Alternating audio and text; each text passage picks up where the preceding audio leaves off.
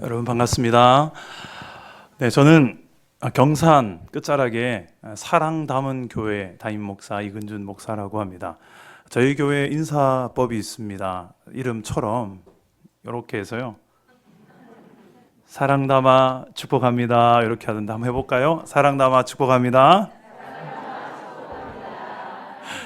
우리 양옆에 앞뒤 한번 해봅시다. 사랑 담아 축복합니다. 아멘.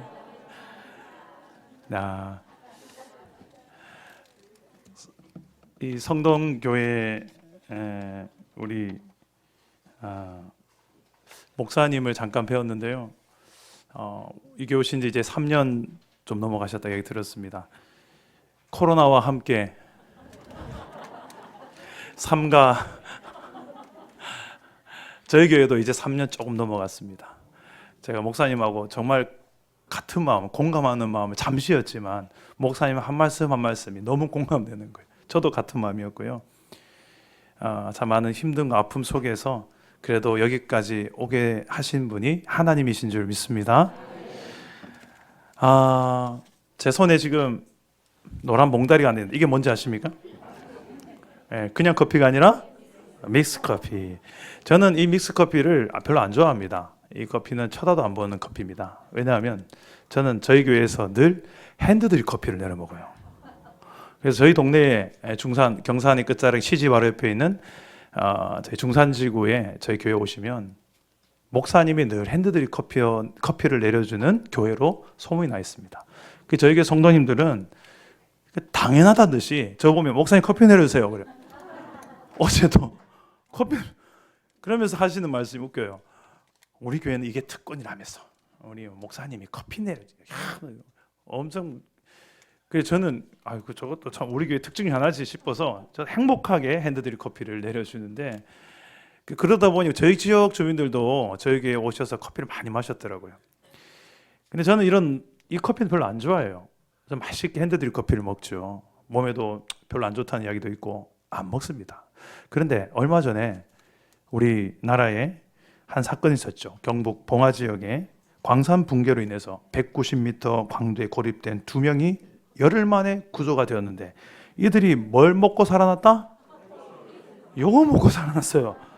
그래서 저는 그 사건을 딱 본 순간에 그 주간에 제가 교육자 회의하는데 저희 주방에 이게 있거든요. 다른 성도들 좋아해서. 근데 이걸 딱 보는 순간에 이걸 타서 마시면서 얘한테 사과를 했습니다. 미안하다 골드, 이 모카 골드.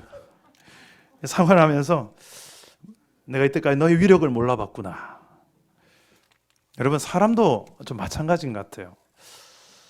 믹스 커피처럼 어떤 사람은 저 사람은 별로 유익할 것 같지 않아. 하나님 나라에.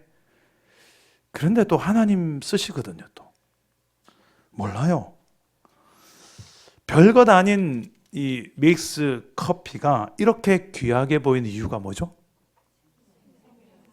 그렇죠. 생명을 살렸기 때문에. 죽음으로부터 구원하는 것, 죽어가는 누군가를 살려내는 것보다 더 급하고 중요한 것은 없을 것입니다. 생명을 살리는 구원이라는 것은 감격입니다. 하물며 우리를 죄로부터 또 저주로부터 구원해내신 예수님의 그 십자가 사건은 이 땅에서 가장 큰 구원 감격의 소식인 줄 믿습니다. 이 땅에 세워진 모든 교회가 이것을 위해서 세워졌다라고 말한다면 예수의 복음을 듣고 구원되는 하나님의 백성들이 많아지는 것. 전 성동교회 홈페이지를 한번 들어와 봤습니다. 이 교회가 도대체 어떤 교회인가 궁금해서 들어와 봤는데 좀 반가운 이름이 있더라고요. 예전에 제가 선교단체를 섬겼었는데 저희 선교단체 출신의 한 청소년이 벌써 자라나서 이 교회 전도사님, 목사님인가요? 우리 박찬우 전도사님? 다 인사를 하는데 아까 깜짝 놀랐습니다. 그리고 우리 김상훈 목사님의 글을 제가 딱 읽는데요. 제가 너무 감동을 받았습니다. 그 한 구절이 하나님 나라 꿈을 품은 교회. 거기에 밑에 짧은 글인데 꿈을 꾸는 데는 전제 조건이 있습니다. 꿈을 가지고 싶은 대상을 사랑해야 합니다. 사랑하면 꿈이 생긴다. 하나님 나라에 대한 사모함이 있는 사람은 하나님 나라가 임하는 꿈을 꾸게 됩니다. 이 글을 읽고 너무 감동을 받아서 한동안 가만히 보고 있었습니다. 사랑하면 꿈을 꾸게 된다. 품게 된다. 특히 하나님 나라를 사랑하는 목사님이시구나. 어떻게 해서든 하나님 나라를 더 이 땅 위에서 확장하게 하려고 그 나라를 위해서 달려가는 목사님이겠구나. 기대감을 가지고 오게 됐어요. 제가 인터넷에서 봤던 교회 모양은 이런 모양이 아니었는데 이거 어찌 된 일입니까? 깜짝 놀라서 목사님께 여차 사선 이런 사연 다 들었어요. 오, 전투적 교회군요 하고 더 기대가 됐습니다. 그냥 간단한 리모델링 정도가 아니라 그냥 아예 싹 다 새로 짓는다 이야기 들었는데 온 성도들이 다 마음을 모으셔서 이렇게 힘든 시국에 건축을 하겠다고 달려든 교회가 있다니 어떻게 보면 참 무모하고 어떻게 보면 참 대단한 믿음에 하나님이 특별히 역사하시는 교회인 줄 저는 믿습니다.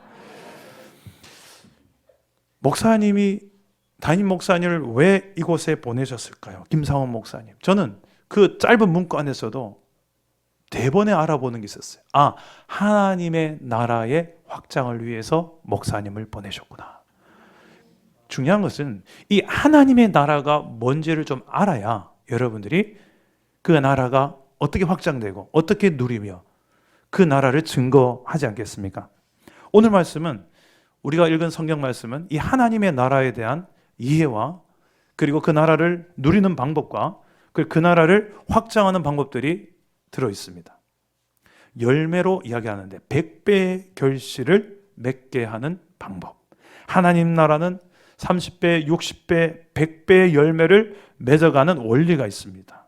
이 비밀하는 원리가 있는데 오늘 이 씨앗을 심었을 때에 100배의 열매를 맺는 땅에 대한 이야기를 좀 나누고자 합니다. 예수님께서는 요한복음 15장 말씀을 보면 이런 말씀을 하십니다. 우리가 좋은 열매를 많이 맺으면 하나님께서 영광을 받으실 것이다. 여러분들의 삶에 열매가 있는지 모르겠습니다. 우리 말씀 한번 읽어봅시다. 요한복음 15장 8절 혹시 자막이 되나요? 예, 한번 읽어보겠습니다. 시작. 너희가 열매를 많이 맺으면 내 아버지께서 영광을 받으실 것이요 너희는 내 제자가 되리라. 아멘.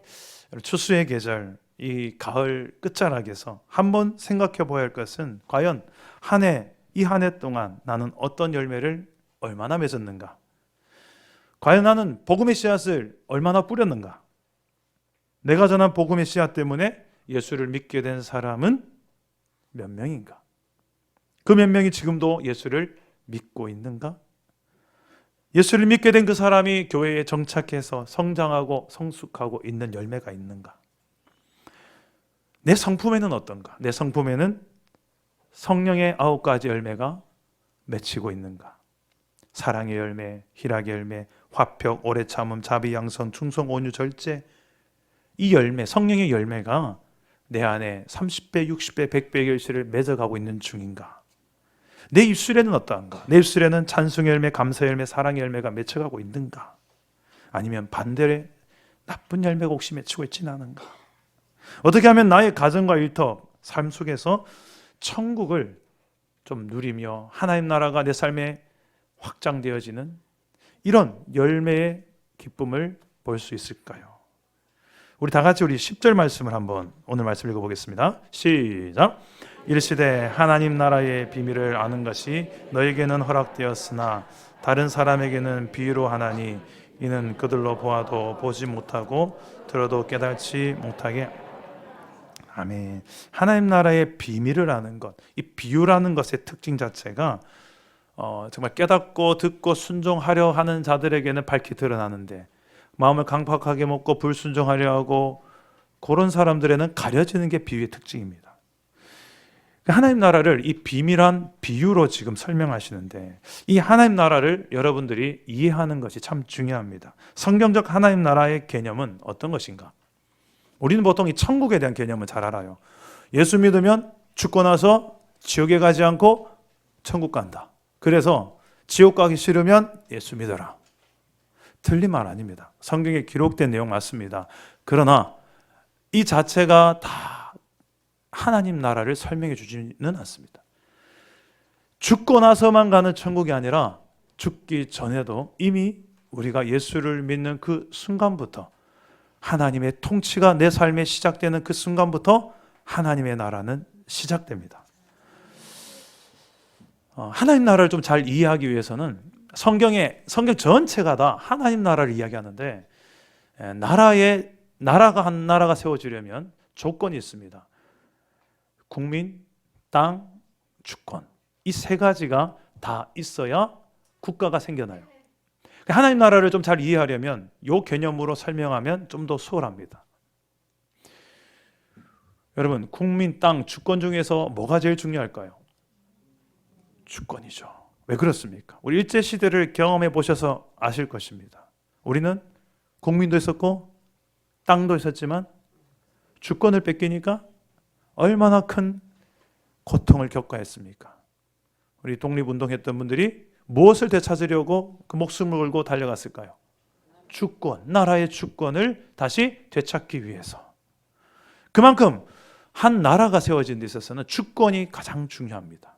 이 관점으로 이 하나님 나라를 한번 여러분들이 성경이 도대체 하나님 나라를 어떻게 이야기하는지를 이해해야 하나님 나라가 확장된다는 것도 이해가 되고 한번 살펴보겠습니다. 우리 표를 한번 좀 띄워주시겠습니까? 우리 성동교회 성도님들은 다 잘 이해하시리라 생각합니다. 저 그림이 성경 전체에 나타난 하나님 나라를 이해하는 도표입니다. 한번 보시고 국가를 구성하는 세 가지 요소가 뭐라고 했죠? 국민, 땅, 주권. 이 관점으로 성경을 한번 보자는 것입니다. 창세기에 가장 먼저 하나님께서 세우고 싶었던 하나님 나라는 에덴 동산에서 국민은 아담과 하와를 만드셔서 중요한 것은 에덴 동산에서 주권이 선악과였다는 거예요. 너 정말 미래가 정말 기대가 된다. 선악과는 하나님께서 먹지 말라 금지 명령을 내리셨는데 이것은 곧 하나님의 주권을 의미하는 것이었습니다. 이 땅의 모든 것들을 다 너에게 필요한 거 다 줄게. 단 하나 이것만 먹지 마라. 이건 무엇을 의미하냐면 하나님과 인간 사이에 넘지 말아야 될 단 하나의 유일한 이 하나님이 주인이시고 너희는 피조물이다. 내가 너희를 아무리 기가 막히게 만들었으나 하나만은 너희가 잊지 마라. 너는 하나님은 아니다. 내가 하나님 닮은 존재로 만들었지 너희가 하나님은 아니다. 착각하지 마라. 그래서 안전장치로 동산 가세가 아니라 한가운데, 가세란 말 알아듣죠? 여기는 그죠? 정중앙에 복판에 한복판에 보란 듯이 늘 지나가다가 보이는 게 선악과였어요. 그 유혹해서 따먹으라고 나눈 게 아니라 볼 때마다 생각해라. 주인이 누구냐? 주권이 누구에게 있느냐? 하나님께 있다. 잊지 마라. 그래서 동산 중앙에 딱 생명나무와 함께 놔둔 건데 아담과 하와가 그것을 잘 지켜내지 못했어요. 하나님 나라의 주권을 지켜내지 못했어요. 그래서 따먹고 그 땅에서 쫓겨납니다. 주권을 지켜내지 못하면 땅을 잃어버려요. 땅은 곧 하나님께서 주신 하나님 나라를 상징하고 우리에게 주신 최고의 선물을 의미합니다. 창세기 12장에 가보면 이제 하나님께서 아브라함을 부르셔서 아브라함 아들 이삭과 야곱과 그 12지파를 통해서 이스라엘이라는 나라를 만들죠. 그죠? 이스라엘을 하나님 나라 국민으로 부르십니다. 근데 이들을 땅을 주는데 어디를 줄까요? 그렇지. 그 가나안 땅은 어떤 땅일까? 자, 뭐가 풍요로울까? 아니면 사막 같은 땅일까? 그렇죠. 풍요를 상징한 땅이에요. 젖과 꿀이 흐르는 땅, 그런 가나안 땅을 선물로 주십니다. 문제는 또 하나, 주권입니다. 이스라엘 백성들이 지켜야 될 주권이 무엇이었을까요? 그 율법을 누구를 통해서 하나님께서 이스라엘에게 주셨을까요? 너 정말 커서 목사하겠어요. 박수 한번 쳐주세요. 오늘 설교의 반을 도와주네. 맞아요. 모세를 통해서 십계명과 율법을 주는데 이게 무엇을 상징하느냐? 하나님 나라의 주권을 의미하는 거였어요. 이스라엘이 아무리 너희가 약속의 땅 가나안 땅을 다 차지하더라도, 그곳에 적과 꿀로 인해서 너희들이 풍요롭게 살더라도 잊지 마라. 너희의 주인, 이스라엘의 주인은 누구다? 하나님이다. 그 주권을 의미하는 것이 율법이었습니다. 십계명이었어요. 근데 이스라엘 백성들이 이것을 잘 지켰을까요? 어겼을까요? 어겼어요. 언제 오늘 여름 성령학교를 하는 분위기가 갑자기 됐습니다. 율법을 잘 지켜내지 못했어요. 그래서 그 결과가 뭘까요? 이스라엘 백성들이 70년간 포로 생활을 하게 됩니다. 가나안 땅에서 쫓겨나서 어디로 갔을까요? 이 목사님 아들이에요? 너무 잘 맞춰요. 바벨론에 70년간 포로 생활을 했어요. 맞습니다. 하나님께서 이쯤 되면 이제 포기할 법도 하신데, 하나님께서 이스라엘 백성들을, 하나님의 나라를 포기하셨을까요? 포기하지 않으셨을까요? 포기하지 않으셨어요. 그 증거가 무엇인가? 이스라엘 백성들이 포로로 끌려갔을 때, 그 바벨론 땅에서 신음하며 포로기를 지낼 때 하나님께서는 선지자들을 보냈어요. 무려 16명이라는 선지자가 이스라엘이 무너지기 직전부터 해서 무너지는 현장과 무너지고 난 다음에까지 계속 선지자를 보내셔서 무엇을 말하느냐? 크게 두 가지입니다. 이대로 가다 망한다. 정신 차려라. 너희 망한다. 이 이야기 하나고, 또 하나는 너희가 망할지라도 나는 메시아를 보낼 것이다. 예수를 보낼 것이다. 그 메시아가 와서 진정한 내 나라를 이 땅 가운데 이루고 영원한 하나님 나라를 이룰 것이다. 그 메시아에 대한 약속을 선지자들 통하여 주시는 거예요. 그 예수께서 실제로 2022년 전에 이 땅에 오셨고, 그 예수를 믿는 자마다 하나님의 백성이 되는 은혜를 주신 줄 믿습니다. 성동교회 성도님들, 저와 여러분, 이제 우리의 차례예요. 이 마태복음 이후에 신약교회 시대를 우리가 살고 있는데, 예수를 믿는 온 성도가, 교회가 이제 하나님 나라 백성이 되었습니다. 우리에게는 어떤 땅을 주셨을까요? 온 땅을 주셨어요. 모든 민족이 사는 다, 이제 이스라엘의 가나안 땅만이 아니고요, 모든 민족이 밟고 사는 온 땅을 이제 예수를 믿고 하나님의 주권을 인정하는 사람들마다 하나님 나라를 누리며 살 수 있도록 하셨어요. 중요한 것은 여기서도 주권입니다. 여러분, 우리에게 우리의 삶의 영역에 있어서 하나님이 주인이십니다 라고 인정하는 믿음의 행위가 무엇입니까? 바로 우리 손에 들려진 이 성경, 하나님의 말씀을 지켜 행하는 것인 줄 믿으시기 바랍니다. 이 성경 중심으로 성경에 기록되어진 하나님 나라 백성의 원리대로 사는 만큼 우리의 삶을 통하여 하나님의 나라가 이루어지고 확장되는 거예요. 이 성경의 내용의 핵심은 복음입니다. 예수 그리스도에 대한, 그리고 예수 그리스도 이 땅에 오신 이유는 이 하나님 나라 관점에 있어서 이 땅에 오신 거였어요.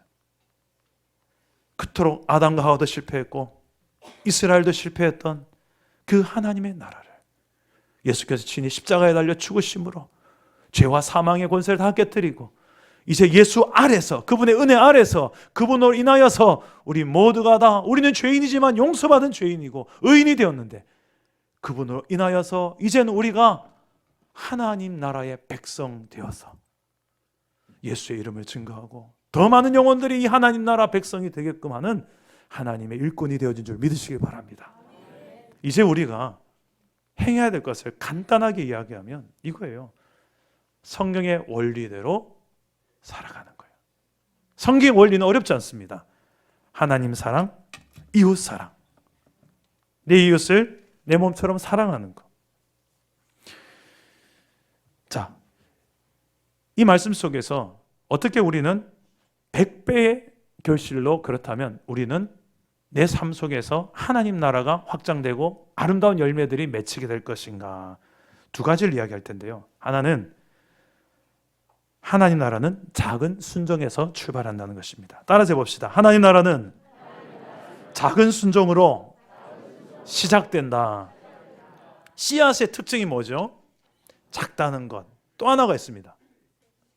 그렇죠. 생명이 있어요. 작지만 무시할 수 없는 것은 생명력이 있다. 하나님은 우리에게 거창한 순종을 요구하지 않습니다. 작지만 이 성경에 매주일마다 여러분들이 듣는 그 말씀 한 구절 속에 작지만 내가 할 수 있는 작은 순종 하나, 그 작은 순종 하나, 안 했던 설거지 한번 하는 것 그거 하나, 안 했던 집안일을 한번 도와준 것 그것 하나, 좀 미워했던 그 사람한테 내가 먼저 전화 한번 하는 그거 하나, 교회를 위해서 한 번이라도 내가 중에 나와서 청소 한번 하는 그거 하나, 아주 작은 것을 성령께서 우리에게 요구할 수 있어요. 근데 그 작은 것 하나 성경을 통해서 하나님께서 내게 주시는 그 말씀에 순종하여 그 말씀 원리대로 하나님을 사랑해서 내 이웃을 사랑해서 순종의 작은 씨앗을 하나 심을 때에 그 작지만 하나님의 말씀은 살아 운동력 있고 생명력이 있어서 그 말씀이 심겨진 곳곳마다 자라나고 열매 맺고 열매 맺어서 30배, 60배, 100배의 결실로 우리의 삶에 나타나는 줄 믿습니다. 이 성경 안에 그 원리가 담겨 있어요. 또 하나가 있습니다. 100배의 결실을 맺는 중요한 두 번째 원리는 하나님의 말씀을 듣고 인내하며 지키는 거예요. 우리 다 같이 15절 말씀을 우리 다 같이 한번 읽어보겠습니다. 15절입니다. 시작.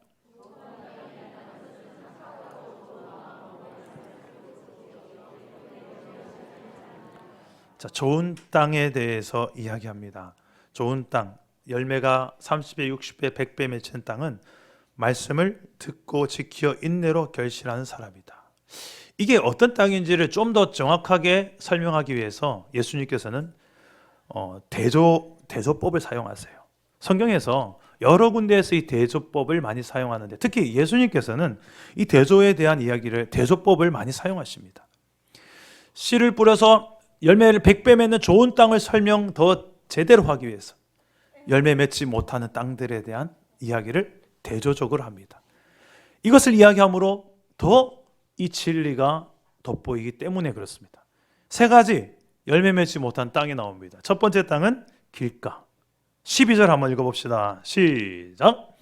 가에 있다는 것은 말씀을 들은 자니 이에 마귀가 가서 그들이 믿어 구원을 얻지 못하게 하려고 말씀을. 자, 길가로 비유되는 사람이 있습니다. 그 사람은 하나님의 말씀을 듣기만 하는 자입니다. 그래서 그 말씀이 마음에 심겨져서 자라나지 못하고 나아가 믿음으로 구원에 이르지 못하도록 그 말씀을 뺏겨버리는, 누구에게? 마귀에게. 하나님 말씀을 듣기만 하면 열매를 맺을 수가 없습니다. 지켜 행하는 데까지 나아가는 거예요. 내 마음이 정말 듣기만 하는 신앙인 것 같다. 그런 분들은 어떤 대안을 세워야 될까요? 하나라도 지켜 행하기 위해서 나는 말씀을 펼칩니다. 주일날에 설교 예배 올 때에 우리는 목사님의 설교 말씀 들으러 가자. 반만 맞는 말씀입니다. 정확하게 말하면 설교를 듣고 그 말씀대로 지켜 행하기 위해서 예배하러 가자. 이게 온전한 답이죠. 두 번째 바위가 있습니다. 13절 말씀 우리 다 같이 한번 읽어보겠습니다. 시작. 바위에 있다는 것은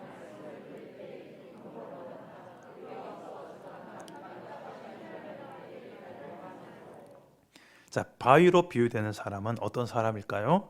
하나님의 말씀을 좋을 때만 지키는 거예요. 나한테 유리할 때만 지키는 거예요. 좀 상황이 불리해지고 좀 손해를 볼 것 같고 힘들 것 같으면 가차없이 타협하고 배반하는 그런 사람입니다. 왜 그런가요? 이 말씀 13절 보니까 뿌리가 없기 때문에. 뿌리가 없다. 정확하게 말하면 뿌리가 없을 수는 없겠죠. 뿌리가 있으나 거의 없는 것 같은 아주 얕은 뿌리의 신앙인들의 특징. 여차하면 보따리살 준비하면서 신앙생활하는 스타일이에요. 조금만 힘든 일, 나와 가정의 일터에 뭔가 일이 생길 것 같으면 일단은 신앙부터 타협하고 보는 거예요. 신앙의 우선순위가 아니라 신앙부터 타협하고 보는 거예요. 고3 자녀를 둔 부모 중에 이런 부모가 있답니다. 고3 때만큼은 주일에 교회 안 가도 돼. 그냥 공부해. 다른 친구 다 공부하는데 대학 가서 하나님께 영광 돌려. 네 대학 떨어지면 그 하나님 영광 가리는 거다. 주일을 하나님 다 이해하셔. 고3 때만큼은 안 가도 돼. 이렇게 가르치는 부모가 있다고 합니다. 여차하면 타협하고 싶은 영역들이죠. 11조는 어떻습니까? 경제적으로 어려울 때는 주님도 내 형편 아시겠지. 이번 달만 주님 이해해 주세요. 물질적 영역에 있어서도 타협합니다. 우리가 불순종하고 죄로 여기는 것은 무엇입니까? 주님께서 내게 말씀하신 대로 반대로 행하는 것도 죄지만 주님께서 내게 요구하신 대로 온전히 순종하지 못한 것도 죄예요. 너 이거 하라 했는데 그때 즉시 기쁘게 온전히 행해야 되는데 즉시 기쁘게 온전히의 반대가 뭘까요? 즉시의 반대말은 이따 할게요. 기쁘게의 반대말은 마지못해서 하는. 온전히의 반대말은 그렇죠. 부분적으로. 내가 그 순종의 영역들을 결정하는 거죠. 주님께서 말씀하신 것과 상관없이 그런 우리가 자꾸 타협하는 점을 찾는 다 뿌리가 얕아서 그래요. 대안이 무엇일까요? 이 뿌리가 얕은 우리의 신앙이 지금 내 이야기 하는 것 같다 싶은 분도 있죠. 대안이 뭘까요? 훈련입니다. 뿌리는 그냥 길러지는 게 아닙니다. 이 단단한 바위 같고 돌 같은 내 마음밭을 기경하는 훈련이 필요합니다. 여러분, 우리 교회에도 분명히 훈련 시스템이 있을 것입니다. 말씀의 훈련, 공동체의 훈련 해야만 여러분의 뿌리가 자라나고 깊어지는 거예요. 마지막 열매 맺지 못한 땅이 있습니다. 가시떨기인데요. 우리 14절 말씀을 여러분이 한번 읽어주시겠습니까? 14절입니다. 시작.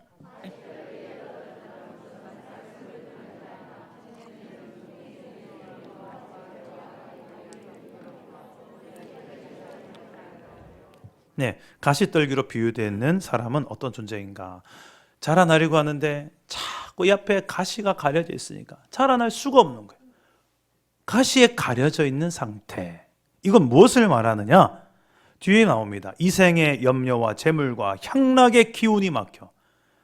다시 말해서 세상 나라의 가치가 하나님 나라의 가치보다 더 좋아 보이고 더 보암직하고 먹음직스럽고 나를 지혜롭게 할 만하고 나를 성공하게 만들어 줄 것 같고 그 세상 나라의 가치에 가려서 하나님 나라의 가치가 자라나려 해도 자라날 수가 없게 되는 이런 상태의 신앙이네요. 거기에 말씀을 심어봤자 들을 때는 좋은데 좀 자라나는 같은데 얼마 가지 못해서 막힙니다. 뭐에 막히는가? 예배 끝나고 나서 난 예배당 나가면 솔직히 난 세상이 더 좋거든요. 교회보다. 솔직한 내 마음이에요. 그래서 교회는 좀 매력이 없어 보여요. 왠지 이렇게 살면 행복할 것 같지도 않고 성공할 것 같지도 않고 난 그냥 세상의 방식대로 그냥 살래요. 여러분 벼룩 아십니까? 벼룩이 이런 컵 안에다가 가둬두면 뚜껑을 딱 닫아두면 이 벼룩이가 이 안에서 팔딱팔딱 뛰면서 살아요. 그래서 어느 정도 시간이 충분히 지난 뒤에 얘를 딱 뚜껑을 열어놔 봤는데 얘가 뛰는 높이가 딱 컵 이상을 못 뛰는 거예요. 원래 밖에서 뛰면 훨씬 더 높이 뛸 수 있는 놈인데 딱 갇혀서 사니까 그거밖에 못 뛴다고 합니다. 여러분 코끼리 아시죠? 그 힘센 코끼리가 새끼 때 어릴 때 목에다 줄을 매고 말뚝에다가 딱 묶어서 길러보니 이 코끼리가 아주 큰 이제 집채만한 크기가 됐는데 여전히 그 작은 밧줄 하나에 묶여있는 자기의 상태를 충분히 힘만 쓰면 끊을 수 있는데 끊지 못한다고 합니다. 딱 코끼리가 거기서만 논대요. 이게 오늘날의 우리 한국교회 성도들의 모습이 아닌가 좀 생각을 좀 해봤었어요. 나는 분명 하나님 나라의 정체성을 가진 사람인데, 하나님 나라의 백성으로서의 내가 삶을 살아야 되는데, 세상 나라의 방식에 딱 길들여져서 여기에 말뚝이 딱 잡혀가지고 난 이 방식에서 벗어날 수 없어. 나 이 안에서만 살래. 예수님께서는 결박을 끊고 정말 진리가 너희를 자유케 하리라, 정말 진리 안에서 우리의 삶 속에 하나님의 나라를, 하나님의 통치를 내 삶의 모든 영역에서 누리고 증거하고 확장하라고 우리를 위해서 죽어주셨는데, 우리는 그것을 믿습니다 하면서도 여전히 이 말뚝에서 못 벗어나는 거예요. 그냥 세상 나라 방식대로 여러 뱅뱅뱅뱅 돌고 있는 거예요. 그러니까 이 하나님 나라의 열매가 없죠. 하나님 나라의 결실의 비결은 이 세 가지, 지금 열매 맺지 못하는 세 가지 땅에 지금 내 모습이 비춰지는 게 있다면 이 문제를 해결해야 됩니다.